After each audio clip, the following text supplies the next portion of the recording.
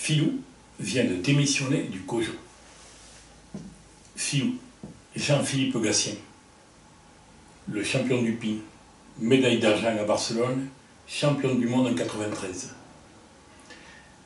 Démission et il était le directeur des sports, donc pratiquement le numéro 2 du comité olympique qui organise les Jeux. C'est grave. Pour moi, c'est grave et très grave. Déjà, disons que sa démission s'est faite dans un silence médiatique plus que conséquent. Je dirais que c'est une sorte de minimum syndical journalistique. Et cette démission est, comment le propre, nette, élégante, à l'image de sa carrière qui est hors norme. C'est grave pour 3 raisons. C'est grave parce que Filou, c'est un champion, et qu'un champion français qui prépare les Jeux Olympiques, qui est membre de l'organisation pour les Jeux Olympiques en France, démissionne, c'est grave. C'est grave aussi parce qu'après Filou, en plus, c'est un monsieur, un grand monsieur.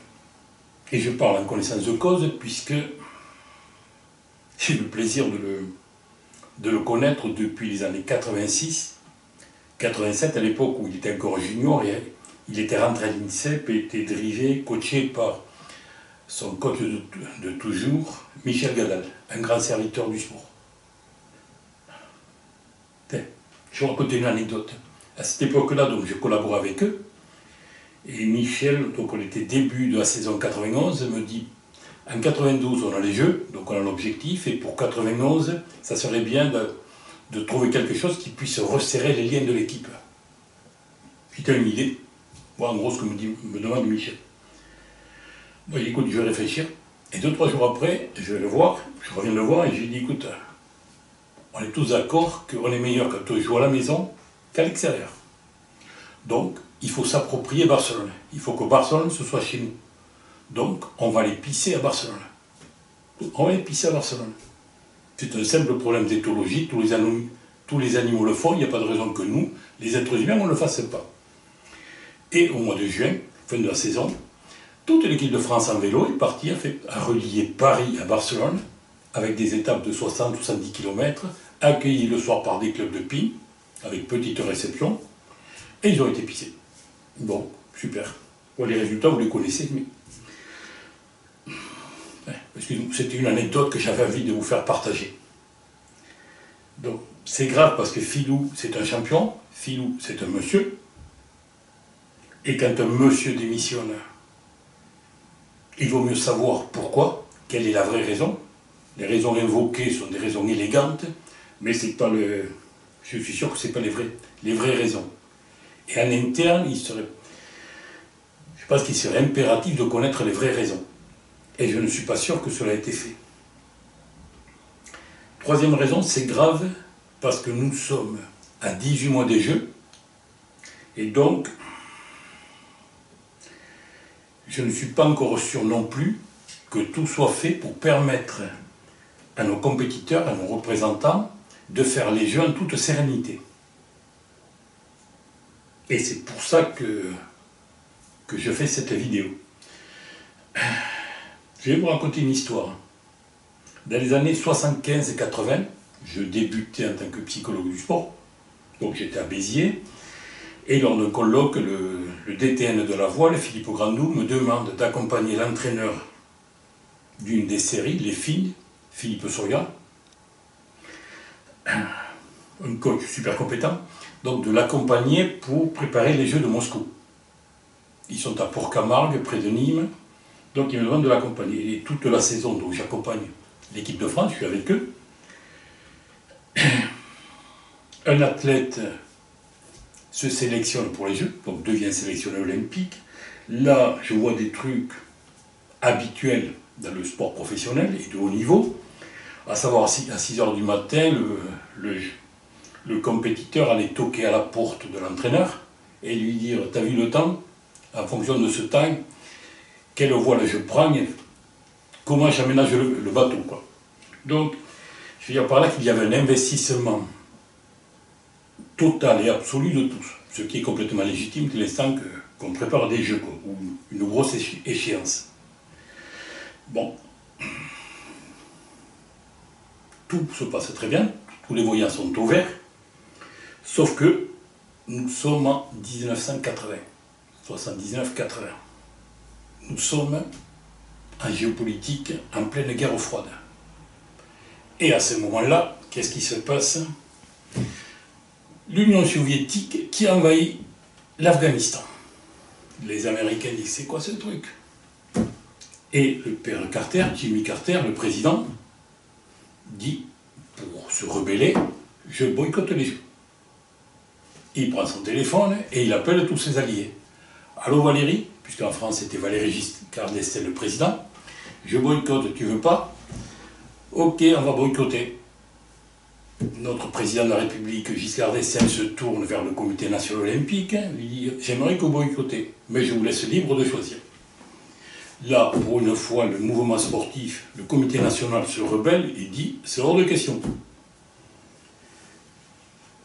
Donc la plupart des athlètes vont au jeu, sauf il y a 3 fédérations, les 3 plus proches du pouvoir, qui disent « On boycotte ». Vous avez le tir, l'équitation et la voile. Voici les 3 fédérations qui, en 80, ont boycotté. Nous sommes en 2023 et je peux vous dire que j'ai encore dans la bouche ce goût amer d'avoir vu, il n'y a pas d'autre mot, briser le rêve d'un jeune. Je l'ai vu et je l'ai vécu. Voir briser le rêve d'un jeune, c'est dramatique.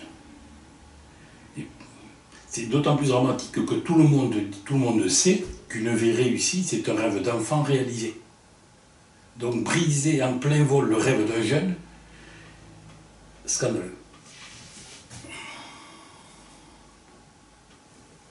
Tout le monde sait que l'histoire est un éternel recommencement. 1980, la guerre froide. Et aujourd'hui, qu'est-ce qu'on a? La Russie, qui envahit l'Ukraine, Poutine, Zelensky, et qu'est-ce qu'on entend déjà? Des velléités de boycott, tous azimuts. On recommence, 40 ans après, sans avoir tiré aucune conséquence de cette prise en otage du printemps humain. Ça, c'est quand même une des lacunes, je dirais, du CIO qui aurait dû en tirer les conséquences réelles et ne pas s'inféoder à telle tendance politique ou autre. Un jour ou l'autre, il faudra que dans l'histoire, ça soit réglé. Donc, on est en train de revivre les velléités de boycott. Vous pouvez me dire, oh, pour nous les Français, ça ne nous concerne peu ou pas. C'est vrai, mais je ne tiens pas personnellement à avoir le goût amer que j'ai depuis 80. Je ne veux pas avoir une piqûre de rappel, non pas pour un boycott, mais pour, comment dire, pour une pollution sociale franco-française qui nous pend au nez. Et je vais vous donner 3 arguments, 3 éléments pour montrer que cette pollution sociale arrive et est pratiquement déjà là. Premier élément, tout le monde parle des JO de Paris 2024 comme une fête populaire. Premier élément donc, le parcours de la flamme olympique. Si ça, ce n'est pas la conception de ce parcours, si ce n'est pas une négation d'une fête populaire et si ce n'est pas assimilé à du racket, je ne sais pas ce que c'est. Il aurait été beaucoup plus simple de dire à chaque département, la flamme, elle passe dans tous les départements et chaque département, vous prenez à votre charge les coûts inhérents au passage, point barre. Et là, ça aurait été fête populaire. Donc, premier élément déjà posé, une mise en place du parcours d'une manière anti-populaire. Premier point. Deuxième point, les pouvoirs publics sont en train de réfléchir aujourd'hui sur la loi sécuritaire pour les Jeux Olympiques. Donc il y a des réunions, il y a des commissions. Mais je doute que dans ces commissions, il y ait, certes il y a des spécialistes de l'événementiel, et qui sont nombreux en plus au COJO, mais je ne pense pas qu'il y ait un seul spécialiste de l'olympisme. Ça, je suis fort à le parier. Alors si vous permettez, je vais prendre un strapontin et m'inviter à cette table des commissions. L'olympisme, qu'est-ce que c'est? Et je vais rappeler ce que j'ai dit plusieurs fois. C'est un moyen d'éducation qui vise à rendre la jeunesse sereine et confiante. Moyen d'éducation. Ce moyen d'éducation est formé par un trépied, le sport, les arts et les lettres. Ce trépied, ce moyen d'éducation a un temps fort, tous les 4 ans, les Jeux Olympiques, ce qu'on appelle la fête du printemps humain. Donc, si on veut faire des JO de Paris 2024 une fête du printemps humain, il faut favoriser tout ce qui concerne le trépied, c'est-à-dire tous les événements qui ont trait au sport, aux arts et aux lettres. Donc vouloir interdire tous les concerts, tous les spectacles, c'est de l'ineptie. C'est de l'ineptie, il n'y a pas d'autre mot. Maintenant, le politique, le ministre de l'Intérieur va dire « Oh Louis, c'est bien beau, mais pour la sécurité, comment fait-on »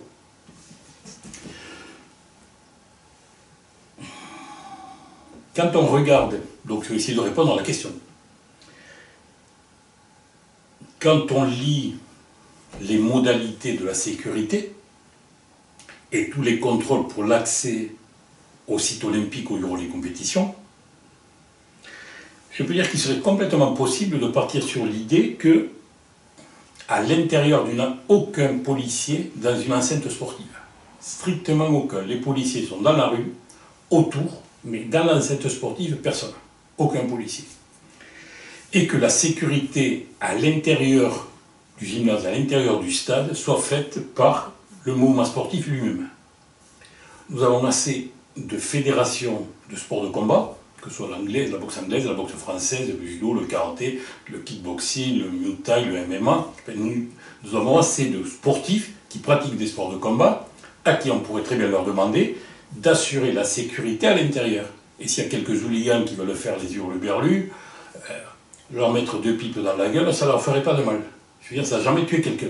Donc, à l'intérieur de l'enceinte sportive, c'est le problème du sport. Et aux sportifs de le régler. Plutôt que de mettre des gardes-chiourmes comme il y a à l'heure actuelle, je veux dire, il faut une sécurité qui est la banane du sportif et qui connaissent la culture sportive. Et pas des gens qui ne la connaissent pas. Donc, mon idée, c'est à l'intérieur d'une enceinte sportive, la police, elle est faite par les sportifs eux-mêmes. Et si le gars fait l'andouille, d'abord on le châtie, et ensuite on le prend, on le met à la police. Et là, il me semble qu'on pourrait très bien lui confier des travaux d'intérêt généraux, tout simple, puisque le sport est un moyen d'éducation, c'est d'ailleurs lui autoriser de revenir voir des matchs, que lorsqu'il aurait accompagné plusieurs fois des jeunes ou des handicapés voir des matchs, et qu'il les aurait formés, éduqués au bienfait du sport. Ça serait le type de travaux d'intérêt généraux que je verrais pour ces hooligans. C'est-à-dire les retourner comme une crêpe, pour être clair. Puisque le sport, c'est un moyen d'éducation, utilisons-le. Donc, risque de pollution sociale par, d'une part, le parcours de la flamme, surtout cette approche sécuritaire qui, à mon avis, n'est pas judicieuse, et enfin, dernier point, et c'est le plus important, et je l'ai déjà évoqué dans la vidéo sur toutes les vidéos de Paris 2024, la vidéo intitulée « Prévoir le pire ». Si on veut que nos athlètes soient complètement sereins pour disputer les Jeux Olympiques, il faut instaurer une trêve sociale. Aujourd'hui, nous avons les grèves pour des retraites. Connaissant la mentalité française et connaissant la mentalité de cette noblesse du tiers-état actuel, il y a fort à parier que la caisse de résonance des JO planétaires va les attirer comme des mouches pour des revendications quelles qu'elles soient. Et donc ça va polluer. Et même si on préserve les sportifs en les mettant dans le village olympique, ils sont protégés de partout, imaginez la moindre grève, même des transports, cela va obligatoirement affecter ou leurs parents, ou leurs enfants, ou la famille. Et donc ils ne seront pas sereins, ils seront pollués par ça. Donc pour moi, il est impératif aujourd'hui de poser les règles d'une trêve sociale française. Sinon, ça va partir à la dérive. En conclusion, je dirais que Madame la ministre est ministre des Sports, des Jeux Olympiques et Paralympiques. Donc aujourd'hui, face à l'histoire, ce sont les 2 ou 3 points que je viens d'évoquer qui, pour moi, sont prioritaires. S'occuper de marquer à la culotte l'Alali de M. Le Gretz et Laporte, c'est nécessaire. Bien nécessaire, il fallait le faire. Mais ce n'est pas suffisant. Et nous verrons la semaine prochaine qu'est-ce qu'il faudrait faire pour que ces crises de gouvernement ne se reproduisent pas. Pour l'instant, je vous remercie. Bonne journée.